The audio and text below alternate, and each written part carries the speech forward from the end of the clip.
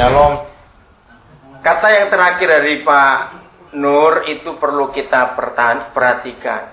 Bagaimana supaya kita tidak kembali ke daging. Ya, dimulai dari roh, tetap dalam roh sampai selama-lamanya. Ya, satu pernyataan yang bagus. Tadi waktu kita mulai, Saudara Agus bisa milih lagu yang tepat sekali. Selidiki aku Tuhan. Saudara, hanya ada satu hal yang Alkitab tulis. Bagaimana kita bisa tetap konsisten dan konsekuen kepada pewahyuan yang Roh Kudus berikan kepada kita. Lagi sekali, hanya ada satu hal yang Alkitab tulis itu.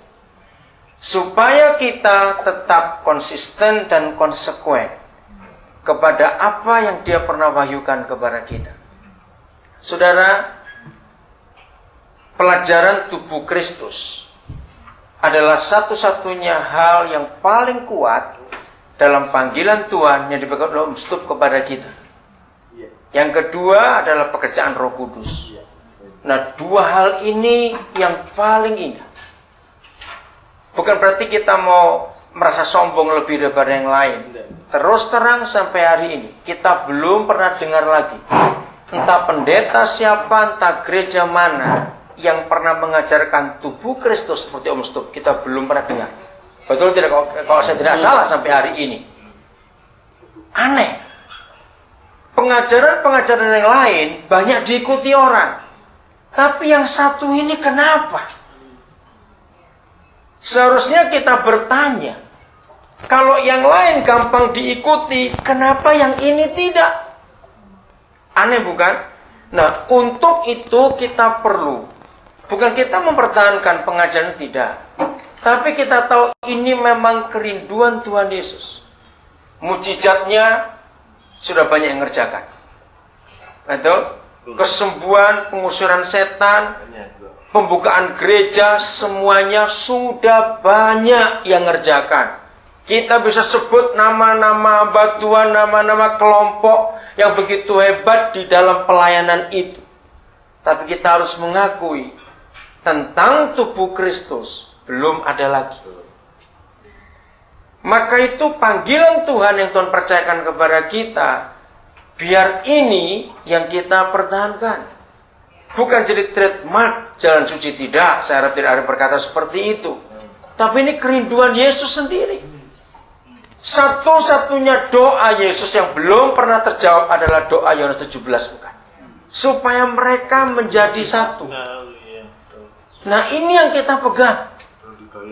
Jadi kemanapun kita pergi, dengan cara apapun kita dipakai untuk melayani, dengan kelompok dan saudara siapapun kita bersama-sama, biarlah kita tetap konsisten dan konsekuen kepada pengajaran ini. Karena setan tidak akan bisa kalah kalau tidak tubuhnya Yesus bersatu. Dan kita tahu hukum itu. Maka itu kemanapun kita harus mikir ini. Kita harus mikir ini. Supaya gerakan Roh Kudus ini tetap nyata sampai Yesus datang. Dan saya percaya semua kita percaya, yang ditunggu oleh Tuhan Yesus cuma satu ini. Dia nggak nunggu yang lain. Kisah 3:21 kita hafal semuanya. Kristus itu harus tinggal di surga. Sampai kapan? Sampai dipulihkannya segala sesuatu, seperti yang dinubuatkan para nabi yang kudus pada zaman dulu. Nah, salah satu yang digandaki pemulihan adalah tubuhnya ini.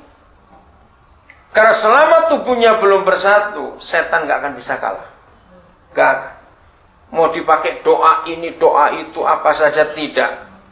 Menunggu tubuhnya bersatu.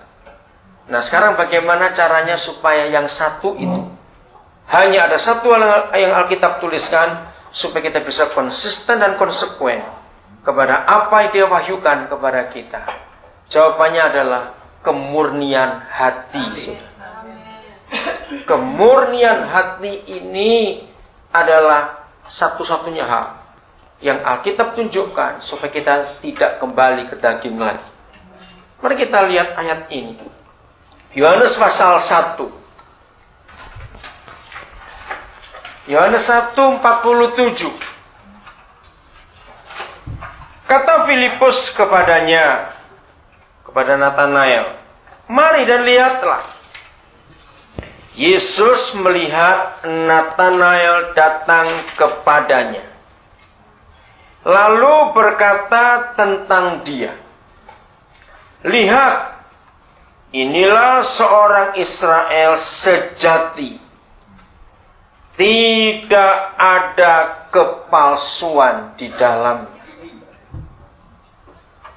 Sekarang masalahnya, bagaimana masing-masing kita bisa mempertahankan tidak ada kepalsuan dalam diri kita. Segala sesuatu yang dimulai dengan roh, begitu orang yang melakukannya ada kepalsuan, maka kerajaan surga diserong oleh kepalsuan hati itu tadi. Saudara, kita bisa jadi palsu di hadapan Tuhan. Sederhana sekali penyebabnya. Saya ulangi. Dari kita murni lalu bisa menjadi palsu, itu hanya sederhana penyebabnya. Yaitu ketika kebutuhan hidup kita di atas kepentingan Tuhan. Ini perlu dicatat. Di mana kebutuhan hidup kita di atas kepentingan Tuhan. Bisa ngerti ya kata ini? Karena begitu kebutuhan kita sudah melampaui di atas kepentingan Tuhan, di situ kita pasti jadi palsu.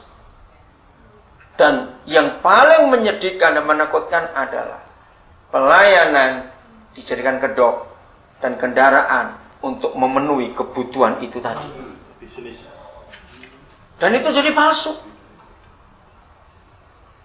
Maka itu kita terus perlu memperhatikan bagaimana kebutuhan-kebutuhan kita dalam hidup ini itu tidak sampai di atas kepentingan Tuhan. Filipi 2:21 Paulus mengingatkan, karena masing-masing kamu mencari kepentingan sendiri, bukan kepentingan Kristus. Itu Filipi 2:21. Ini yang kita perlu jaga dalam hidup ini. Mengapa Paulus dalam hidupnya paling banyak bicara soal kemurnian hati ini? Mari kita lihat 1 Timotius pasal 1.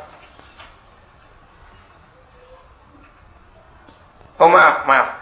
Saya masih lanjut dulu ayat 48 Yohanes pasal 1. Ya. Ayat 48.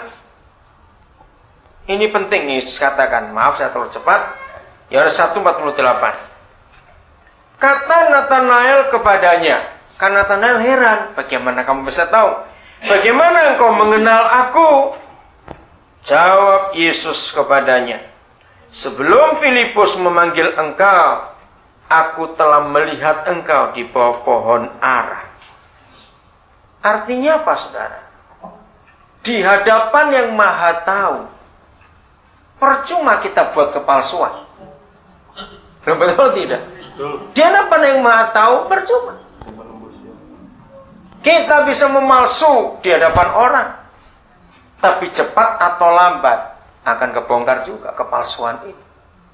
Nah, untuk itu penting sekali kita mengenal, memahami siapa Tuhan dalam hidup ini. Dia maha tahu. Dia tahu semuanya dalam kehidupan kita. Baik, 1 Timotius 1. Kita lihat ini, 1 Timotius pasal yang pertama. Saudara boleh catat dari ayat 1 sebetulnya, tapi kita baca mulai ayat yang ke-3.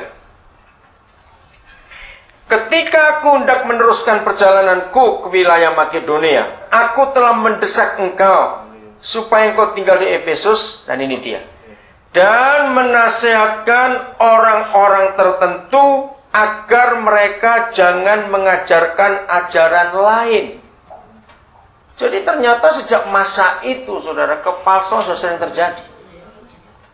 Dan yang Paulus katakan kepada Timotius, ini rasul-rasul, orang-orang hebat.